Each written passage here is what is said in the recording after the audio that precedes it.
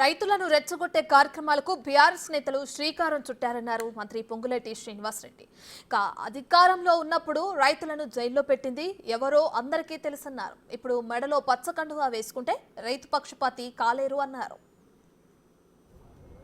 ఏవైతే మేము కల్లాల పోరుబాట పడుతున్నాం, మేము వరిచేల పోరుబాట పడుతున్నాం, మేము రోడ్ల మీద నిరాహార దీక్ష చేస్తున్నాం అని పచ్చకండ వేసుకొని వారు అధికారంలో ఉన్నప్పుడు రైతుల్ని జైల్లో పెట్టింది మర్చిపోయారు. వారు అధికారంలో ఉన్నప్పుడు రైతులని ఎంత దీనాతిదీనంగా చూశారో మర్చిపోయారు. ఇప్పుడు పచ్చ రంగు కండవ మెడలో వేసుకోవడంతోనే అన్నీ కొత్త కొత్త పదాలు నేర్చుకొని పడికట్టు పదాలతో రైతుల దగ్గరికి మీ దగ్గరకు వస్తున్నారు. ఎవరు నిరాహార దీక్షలు, ఎవరు ధర్నాలు, ఏ పోరాటాలు అక్కరల రైతుకి అండగా ఉండేది ఇందిరమ్మ ప్రభుత్వం. చివరి గింజ వరకు ఈ ప్రభుత్వం కొంటదని